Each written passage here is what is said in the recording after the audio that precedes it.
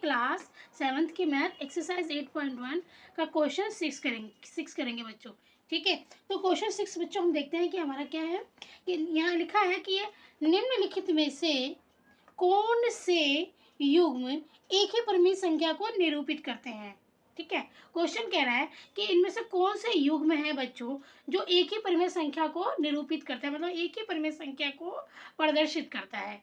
ठीक है, तो हमें ये बताना है।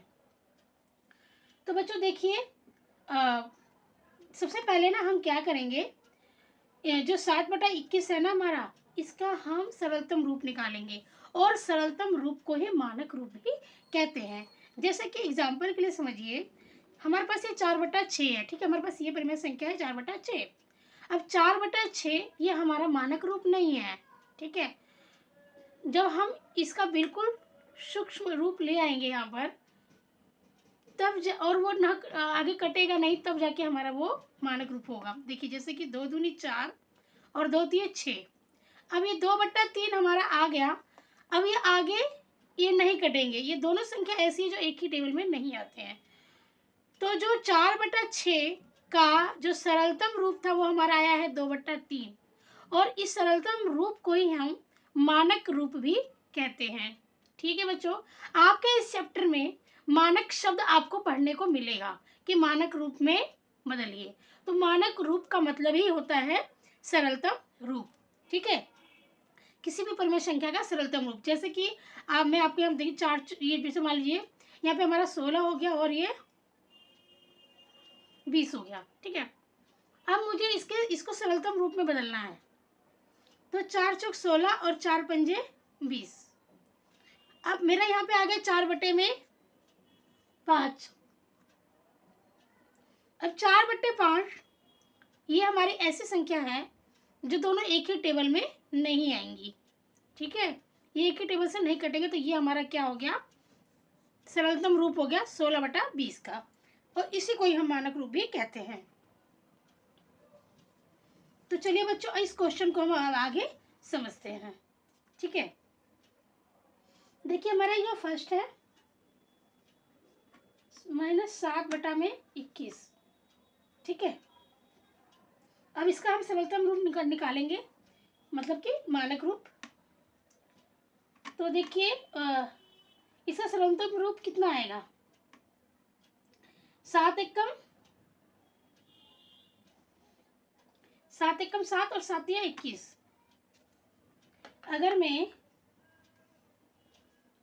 7/21 को अगर मैं काटती हूँ 7 एकम 7 और 7 या 21, तो इसका सरलतम रूप कितना है बच्चों, 1/3, और माइनस है तो माइनस लगा दिया। तो इसका सरलतम रूप कितना आया है, -1/3। ठीक है, अब मैं इसको इरेज कर देती हूँ। और अब ये हमारा 3/9, दूसरी जो परिमेय संख्या है वो हमारी 3/9 है। इसका भी हम मानक रूप निकालेंगे। तो देखिए, अगर 3/9 का मैं मानक रूप निकालती हूँ तो 3 एकम 3, 3 त्रिके 9। ठीक है, 3 एकम 3, 3 त्रिके 9। इसका है हमारा 1/3। 1/3 हमने लिख दिया। अब यहाँ पर देखिए बच्चों, 1/3 1/3 संख्या तो बराबर है हमारी, लेकिन ये माइनस का है और ये प्लस का है। तो इसका मतलब जो हमारा ये युग्म है परिमेय संख्या का, ये बराबर नहीं है। ठीक है, तो हम यहाँ लिखेंगे कि -7/21 बराबर नहीं है 3/9 के। ठीक है, तो ये परिमेय संख्या है, ये परिमेय संख्या है जो हमारा एक ही युग्म है ना, जो ये परिमेय संख्या है एक ही युग्म को प्रदर्शित नहीं करती है। ठीक है, जो ये हमारी परिमेय संख्याएं हैं बच्चों, ये एक ही युग्म को प्रदर्शित नहीं करती हैं।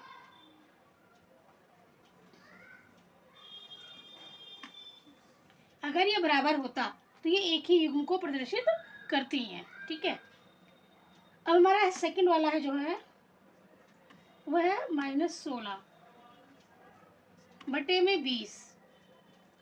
तो इसका हम मानक रूप निकालेंगे। देखिए, -16/20 का 4 चौक 16 और 4 पंजे 20। 4 चौक 16, 4 पंजे 20। इसका कितना आया, माइनस था तो यहाँ माइनस लग जाएगा, तो -4/5 आया, तो हम यहाँ लिख देंगे। सो -16/20 का जो मानक रूप है वो है -4/5। ठीक है, आपको समझ में आ गया कि -4/5 कैसे आया है? इस तरीके से आया है। ठीक है, 4 से भाग देकर। आप देखिए यहाँ पे है 20/-25, 20/-25। देखिए बच्चों, एक चीज़ और बता चुकी हूँ मैं, आप बता चुकी हूँ पहले भी इंट्रोडक्शन में, कि माइनस जो यहाँ पे है ना, इसके साथ आ रहा है, अंश के साथ आ रहा है, यहाँ पे हर के साथ आ रहा है, तो इससे हमारा कोई फर्क नहीं पड़ेगा क्वेश्चन में या आंसर में। ये माइनस हम ऊपर भी, इस माइनस को हम ऊपर भी लगा सकते हैं। ठीक है, ऊपर नीचे से कोई फर्क नहीं पड़ेगा। तो देखिए ये है हमारा 20/-25। तो इसको भी हम किससे भाग देंगे? 5 से भाग देंगे। देखिए 5 चौके 20, 5 के पहाड़े में ये दोनों ही संख्याएं आती हैं, 5 चौक 20 और 5 पचे 25। तो यहाँ पर भी हमारा 4/5 4/-5 आ रहा है, मतलब माइनस में ये जो 4/5 आ रहा है ना, अब ये हमारा माइनस में आ रहा है, और ये भी जो 4/5 है माइनस में आ रहा है। तो यहाँ हम लिख देते हैं, जो हमारा इसका मानक रूप है वो है 4/-5। तो यहाँ पर देखिए बच्चों, जो 16/20 का -16/20 का जो मानक रूप है वो -4/5 है, मतलब 4/5 माइनस में है, और जो 20/-25 का जो मानक रूप है वो भी माइनस में 4/5 है। तो कहने का मतलब है कि ये दोनों ही बराबर है, ये दोनों युग्म क्या है? बराबर है, एक ही युग्म को प्रदर्शित कर रहे हैं। तो हम यहाँ लिखेंगे कि -16/20 बराबर है 20/-25 को। इसका मतलब ये हुआ कि जो ये परिमेय संख्या है एक ही युग्म को प्रदर्शित कर रही हैं। ठीक है, अब हम इसका तीसरा पार्ट करेंगे। देखिए तीसरा पार्ट है -2/-3। ठीक है, अब इसका मानक रूप हम बच्चों निकालेंगे। देखिए -2/-3, तो ये माइनस से माइनस कट जाएगा। ठीक है, माइनस से माइनस कट गया। अब ये दोनों एक ही टेबल में, कोई भी ऐसा टेबल नहीं जिसमें ये दोनों संख्याएं आती हों, तो 2/3 का 2/3 ही हो जाएगा। ठीक है, इससे इसका सरलतम रूप नहीं होगा, तो इसका हमने कितना लिख दिया? 2/3 ही लिख दिया इसका मानक रूप। ठीक है, अब हम देखिए ये 2/3, यहाँ पे हमारा 2/3 है, तो 2/3 का 2/3 ही होगा, 2/3 का 2/3 ही होगा। ठीक है, क्योंकि ये अपने आप में ही सरलतम रूप है, इससे ज़्यादा नहीं होगा, तो इसका तो इतना ही हो गया। अब यहाँ पर देखिए ये दोनों ही बराबर है, ये दोनों ही युग्म बराबर है। ठीक है, तो इसका मतलब क्या हुआ कि -2/3 बराबर है, -2 और -3, ये माइनस दोनों के साथ लगा हुआ है ना, और यहाँ पे 2/3 है। ये युग्म जो है बच्चों, ये जो युग्म है ये बराबर है। ठीक है, क्योंकि देखिए यहाँ पर ये बराबर है, जो इसका मानक रूप है 2/3 और इसका भी मानक रूप 2/3, तो ये जो युग्म है ना बच्चों, ये हमारी एक ही परिमेय संख्या को प्रदर्शित कर रहा है। ठीक है, बराबर है यहाँ पे। तो हम यहाँ पे हमारा ये थर्ड हो गया। अब हम करेंगे फोर्थ हमारा देखिए -3/5 का अब हम मानक रूप निकालेंगे बच्चों। -3/5 का जो मानक रूप है ना हमारा, वो -3/5 ही होगा। ठीक है, क्योंकि इससे ज़्यादा इसको हम छोटा नहीं कर सकते। 3 और 5 किसी भी एक टेबल में नहीं आते। ठीक है, ये सिर्फ अपने ही टेबल में आते हैं। अब देखिए ये हमारा है जो दूसरा -12/20। अब इसका मानक रूप हम निकालेंगे। तो देखिए -12/20 है ये, तो ये दोनों संख्याएं जो है 4 के टेबल में आती हैं। 4 तिये 12 और 4 पंजे 20, 4 तिये 12 4 पंजे 20, और ये माइनस का है तो ये माइनस का यहाँ जरूर लग जाएगा। तो ये हो गया हमारा 3/5, और माइनस है तो माइनस लग जाएगा। -3/5 आ रहा है इसका मानक रूप, तो हम यहाँ पे लिखेंगे -3/5।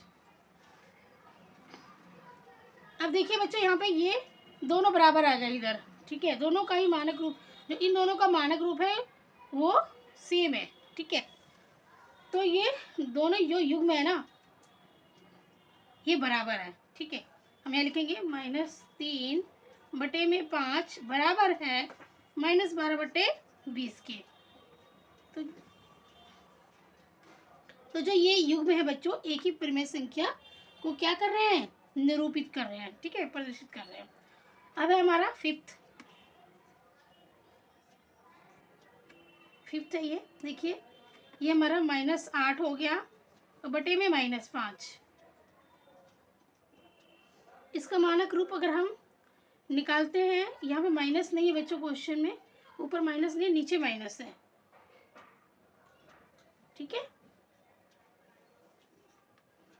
तो देखिए इसका मानक रूप इतना ही होगा, क्योंकि ये दोनों संख्याएं जो है किसी भी टेबल में, एक टेबल में नहीं आती हैं, सिर्फ अपने टेबल में आएगा 5, और 5 के टेबल में तो ये 8 आता नहीं है, तो इसका मानक रूप है जो वो इतना ही रहेगा, 8 बटे में -5, ठीक है। अब हम दूसरे वाले का देखते हैं, -24, ये है -24 बटे में 15। तो अब इसका मानक रूप निकालने की कोशिश करते हैं हम बच्चों। देखिए -24 बटे में 15 है, तो ये दोनों से थोड़ा सा आप अपना माइंड लगाइए, सोचिए ये दोनों जो संख्या है कौन सी टेबल में आता है। तो देखिए 5 का टेबल अगर पढ़ते हैं तो 5 दिए 15, पर 24 नहीं आता 5 के टेबल में, तो हम 3 का टेबल पढ़ते हैं, 3 पंजे 15 और 3 अट्ठे 24, 3 पंजे 15 और 3 अट्ठे 24, और ये माइनस लगा है साथ में, तो -8 बटे में 5 हमारा आ जाएगा। कहने का मतलब ये है कि जो -24 बटा 15 था ना, इसका मानक रूप जो हमारा आया है -8 बटे में 5 आया है, तो हम यहाँ लिख देंगे -8 बटे में 5। अब आपको यहाँ से ये समझ में आ गया होगा कि देखिए जो ये 8 बटा 5 है ये भी माइनस का है, और जो ये 8 बटा 5 है ये भी माइनस का है, ठीक है। तो यहाँ पर क्या है, ये दोनों ही परिमेय संख्या जो है वो बराबर है, ठीक है, जो इनका मानक रूप है वो बराबर है। 8 बटे में -5 बराबर है -8 बटे 5 के, ठीक है। तो ये जो युग्म है ना, ये एक ही परिमेय संख्या को प्रदर्शित कर रहे हैं, ठीक है। तो बच्चों इस क्वेश्चन में हमारा हो गया, बच्चों 5 तक हमने कर लिया इस क्वेश्चन। अब हम 6 और 7 करेंगे, तो थोड़ा सा तो मुझे इरेज भी करना पड़ेगा। अगर आपने नोट नहीं किया है तो इसका स्क्रीनशॉट लेकर आप नोट कर सकते हो, ठीक है। तो मैं थोड़ा सा इसको इरेज कर लेती हूँ यहाँ आगे से बच्चों।